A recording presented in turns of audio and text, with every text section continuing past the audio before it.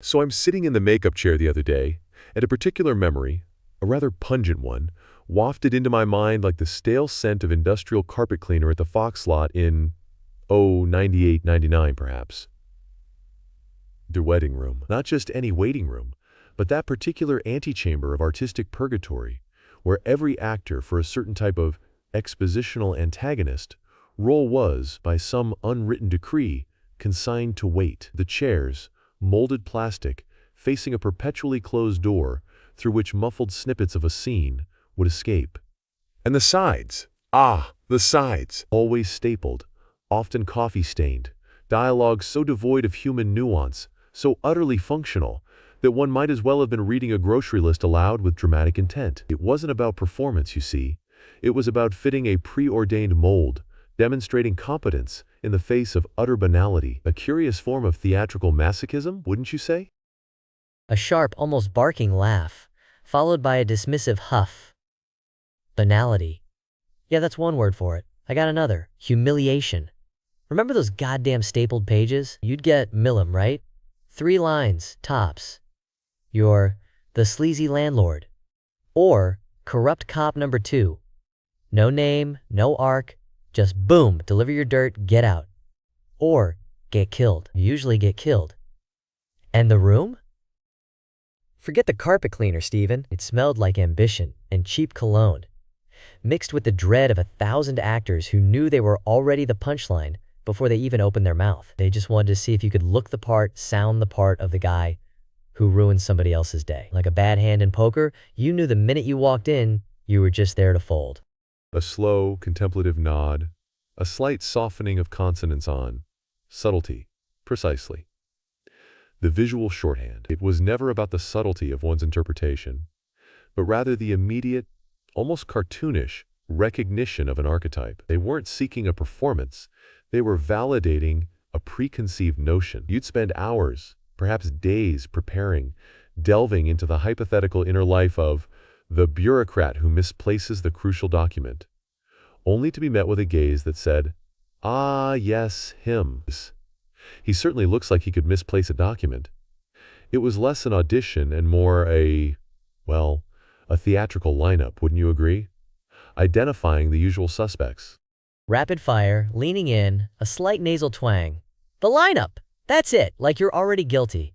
And then the wait. You're stuck there, watching guys who look exactly like you, probably are you, go in and do the same damn 3 lines. You hear them from inside sometimes, through the thin walls, and you're thinking, is that my cadence they're looking for, or just a cadence? And the casting director, some kid who looks like he just got out of film school, he's got that bored look, like he's already made up his mind before you even walk in. You try to put a spin on it, right?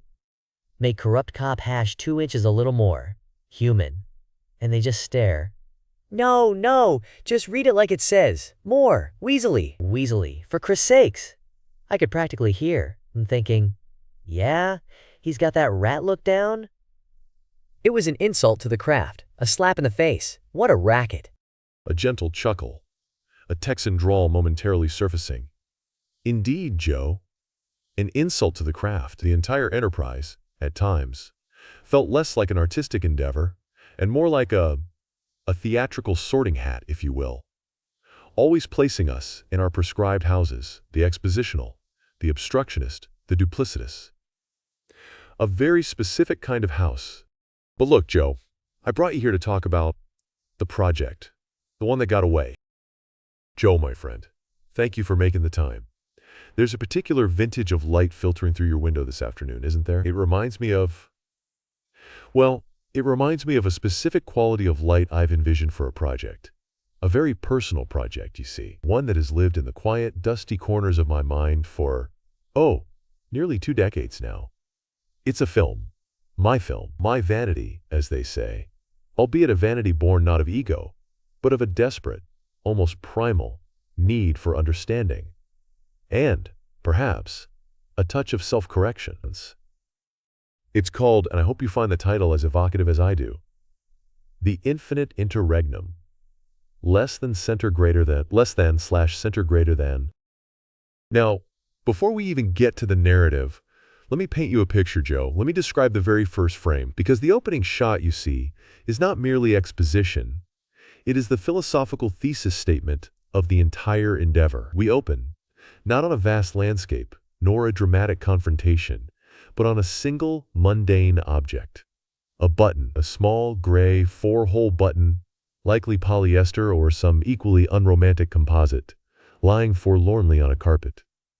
But this isn't just any carpet, Joe. This is the industrial, institutional-grade carpet of a forgotten wing in a vast, sprawling governmental archive building.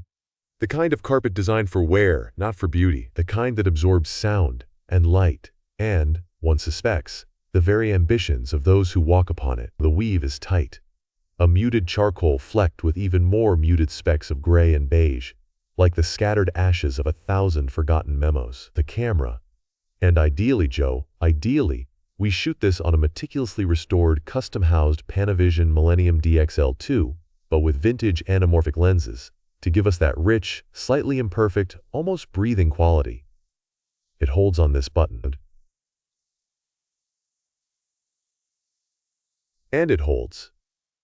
For perhaps 20, 30 seconds, we are invited to contemplate the button, its stillness, its profound insignificance, and yet its absolute material presence. A tiny island of manufactured detritus in a sea of woven synthetic fiber. The ambient sound, initially, is just the faint hum of distant HVAC, a white noise so pervasive it's almost a silence. Then, the camera begins a slow, almost imperceptible push-in. Not a zoom, mind you, that's far too aggressive. A patient, deliberate push-in. We get closer. We see the subtle sheen on the button's surface, reflecting a distant, weak, fluorescent light that probably hasn't been replaced in a decade. We see the microscopic dust motes dancing in that meager beam, like tiny, transient souls. The sound design subtly shifts here, Joe. The hum remains, but beneath it, we start to hear something else. A very, very faint, almost subliminal ticking. Or is it just the hum? Is it the sound of time passing? Or the sound of an ancient mechanism slowly grinding? Or perhaps the sound of a very small, very lonely heart beating? The ambiguity is vital. Push-in continues until the button fills the frame, a gray, cosmic disk scarred by infinitesimal scratches, a silent testament to, what? Loss? Discard? The simple, unavoidable entropy of the universe operating on the smallest scale? It is, in its own quiet way, an invitation to a meditation. Leaning forward, brow furrowed in concentration, but a flicker of fascination in his eyes. A button. Okay, I'm with you, Steve. A button. But the silence. The hums. It's very specific. Less than center greater than, less than, slash center greater than. It is, Joe. Precisely. Specificity, you see, is where the universal often resides. And that button, that seemingly insignificant button, belongs to Arthur Pendleton. And Arthur Pendleton, you will have surmised, is the role I wrote for myself. Now, for years, Joe, for decades, really, I've been cast as the, let's be frank, the architect of minor frustrations, the smarmy bureaucrat, the condescending boss, the man who delivers the bad news with a polite, almost apologetic smile, the guy who explains why you can't do something, the exposition machine, the cog in the system. And I've relished it, truly. There's a certain precise satisfaction in playing the antagonist to a hero's ambition, to be the immovable object, to be the polite, articulate face of obstruction. But Arthur Pendleton is none of those things. Arthur is the antithesis of those things. He is the victim of the bureaucracy, not its master. He is the one receiving the bad news, not delivering it. He is the subject of the exposition, not its dispenser. Arthur is a retired actuarial clerk, a man who spent 43 years, Joe, 43 years, meticulously, diligently, and with an almost spiritual devotion, working in the Department of Provisional Records for Transient Anomalies. Imagine that title, Joe. It's like something out of a Kafka novel, isn't it? The DPRA. No one, not even Arthur, truly understood what they provisionalized, or what the transient anomalies actually were. But he filed the forms. He cross-referenced the entries. He ensured the numbers balanced. It was a life of quiet, numerical rectitude. A life lived in the serene certainty of the decimal point. A small, involuntary chuckle, Department of Provisional Records for Transient Anomalies. That's a mouthful, Steve. Sounds like a place you'd try to find a parking ticket. Less than center greater than, less than slash center greater than. A warm, knowing smile. Or, perhaps, a missing button, Joe. Exactly. And that's where our story truly begins. Arthur, long retired, living a quiet, meticulously ordered life in a small apartment filled with antique maps and classical music, receives a letter. A rather innocuous letter, really. A summons for a routine administrative review. A final audit, they call it. Just a formality, they assure him. A final closing of the ledger, so to speak, on his lengthy government service. He arrives, of course, punctually, dressed in his best, slightly worn tweed jacket, carefully chosen, meticulously brushed.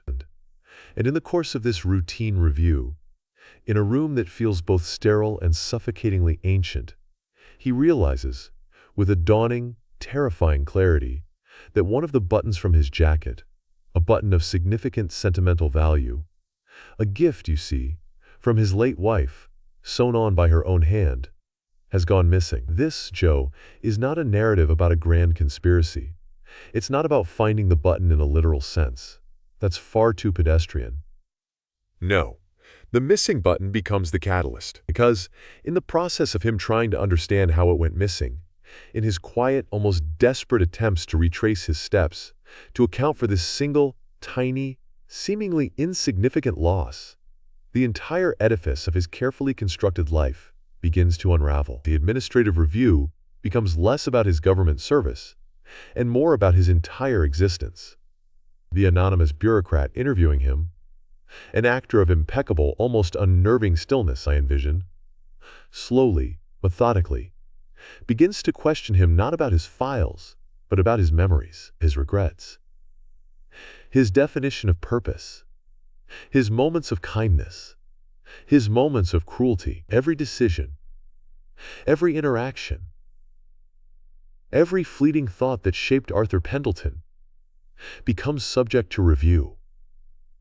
He's being cataloged, Joe. Not just his work, but his soul. My character, you see, is stripped bare. He's no longer the one pulling the strings, or even observing them. He's the string itself, laid out for examination. He's vulnerable, deeply, achingly vulnerable. And for the first time, in a role, I would be allowed to explore that raw, unadorned emotional landscape, to embody a man who, despite his quiet exterior and meticulous habits, contains a universe of unspoken anxieties, profound longings, and a desperate, beautiful yearning for connection and meaning in a world that often feels utterly indifferent. He's leaning back now, a thoughtful look on his face, occasionally nodding slowly. He seems genuinely engrossed. So, it's like the ultimate exit interview for your life, and the button is the MacGuffin. But it's not really the button, it's what the button represents. It's the little quiet things that get lost, but they're actually everything. That's pretty profound, Steve. Less than center greater than. Less than slash center greater than. Precisely, Joe. Precisely. The button is the infinitesimal crack in the dam, through which the entire ocean of a man's consciousness begins to flow. Arthur. My Arthur. He has no dramatic speeches, no sudden acts of defiance. His heroism lies in his quiet perseverance, in his willingness to confront the profound emptiness that often underpins our most carefully constructed realities. He is, for the first time in his life, truly seen, and in being seen he must see himself. We'd show this through a series of exquisite, almost painterly flashbacks, triggered not by a character's dialogue, but by a subtle shift in light, a particular quality of dust motes in the air, a scent, a half-remembered phrase, where Arthur revisits fragments of his life. Not the grand moments, Joe, but the interstitial spaces, the silent commutes, the quiet moments of observation, the subtle kindnesses offered and received, the almost imperceptible acts of love and betrayal. He begins to understand that the transient anomalies he spent his life cataloging were, in fact, the very essence of human experience itself. The fleeting, unquantifiable moments that defy easy categorization. The camera, in these moments, would become almost a character in itself, fluid, observant, lingering on the texture of a teacup, the pattern of sunlight on a floor, the almost imperceptible tremor in Arthur's hand as he recalls a memory. We would use close-ups not for dramatic impact, but for intimacy, to draw the audience into the subtle landscape of his inner world. The very air in the film would feel heavy with memory, with the accumulated weight of a life lived. And the ending, Joe, the ending is not a grand resolution. It's not a discovery of the button, nor a triumph over the bureaucracy. No, it's a quiet, almost poetic acceptance. Arthur leaves the review, the hum of the HVAC still echoing in his ears, a profound, almost shattering peace settling upon him. He understands, finally, that the purpose of the Department of Provisional Records for Transient Anomalies was not to categorize life, but to acknowledge its unquantifiable, beautiful, maddening, and often heartbreaking mystery. And that missing button? It was never truly lost. It was simply redistributed, a tiny piece of himself, and of his late wife, now part of the vast, intricate, unknowable ledger of the universe, an act of letting go, of realizing that true worth isn't in what you cling to, but what you allow to pass through you, leaving its subtle, eternal mark. My hope, you see, is that the audience leaves not with answers, but with a renewed sense of the profound beauty in the overlooked, the value in the vulnerable, and the quiet heroism in simply being, a counterpoint, perhaps, to all those times I've been the one telling someone, politely, that their dreams are, regrettably, not feasible. This time, my character becomes the feasible dream, simply by allowing himself to be fully, utterly human. He sits up straight, exhaling slowly, a stunned, thoughtful expression on his face. He looks at Stephen for a long moment. That is a lot. That is genuinely a lot, Steve, but hear mine. Stephen, my man, thanks for having me back on this, what do you call it, a digital confessional? A podcast? Yeah, you always got the good questions, the real questions. Most of these jabronis, they just want to talk about the Goonies or some shit. No offense to the Goonies, God bless it, but you go deeper. You're like a goddamn spiritual archaeologist, digging through the rubble of a man's soul. That's high praise, Joe. I just try to listen. And speaking of digging deep, you mentioned last time you had a passion project, something you'd written yourself? Ah, you remembered? See? That's why I like you, Tobolowsky. You listen. Yeah, I got a script. Been kicking around for years. Can't get a dime for it. Hollywood? They don't want it. They don't understand it. But it's my baby, you know? My white whale. My goddamn mirror. Intrigued. What's it called? It's called Stephen, the Measure of a Rat. The Measure of a Rat. Provocative. Provocative? It's a goddamn declaration. It's my life story, distilled into 2 hours of pure, unadulterated street poetry. And I wrote the lead for myself, obviously. Who else could play it? Nobody. Nobody understands the nuances of a man who's lived his whole life on the fringes, always smelling like desperation and cheap cologne. I can certainly see you embodying a certain type of character, Joe. You've mastered the archetype. Archetype? Stephen, I invented the archetype. The weasel, the rat, the snitch, the guy who knows too much and dies too quick. Every time I get a script, I swear to Christ, I flip to page 60, and there I am, getting my head blown off, or getting betrayed, or betraying somebody else, or just generally being a miserable, conniving son of a bitch. Don't get me wrong, I make a living. It pays the bills. It's given me a beautiful life. But after a while, you start to wonder, you know? Is that all there is? Is that my entire contribution to the cinematic arts? Just variations on a theme of guy you love to hate until he gets what's coming to him? It's like being a character actor as a prison, but a really comfortable, well-furnished prison, with good catering. I understand the frustration of being typecast. It's a double-edged sword. It's a goddamn battle axe, Stephen. In this movie, The Measure of a Rat, this is my goddamn counterattack. It's about a man who is all those things. All the things they've always put me in. But then, something happens. Something that forces him to ask himself, what's my real measure? Not just what society expects, or what my rap sheet says, or what some casting director thinks my face can do. So where does this journey begin? How do we open on such a man? Oh, the opening, Steven. This is crucial. We open on a close-up. Not just any close-up.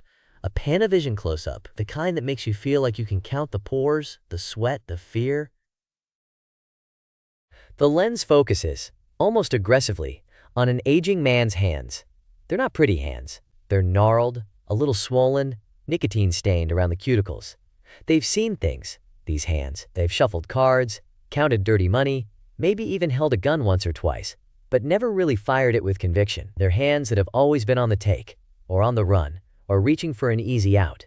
And they're trembling, just a little, holding a half-smoked cigarillo, the ember glowing like a defiant, dying eye in the pre-dawn gloom of a derelict pier. That's very specific. It has to be specific. This isn't some CGI spectacle. This is raw human frailty, man. The sound design is crucial here. Just the distant lapping of oily water against pilings, the mournful cry of a forgotten seagull. Then slowly, agonizingly slowly, the camera begins to pull back, revealing the man attached to these hands. He's slumped on a rotting wooden bench, a cheap rumpled suit hanging on him, a fedora pulled low. This is Artie the Whistle Wexler, my character.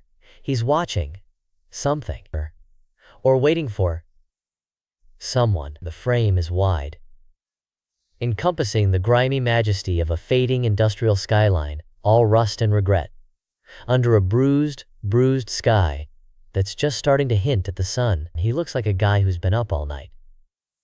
Or all his life. Artie the Whistle Wexler. I like it. So he's your archetypal informant? The guy who, well, always knows a guy?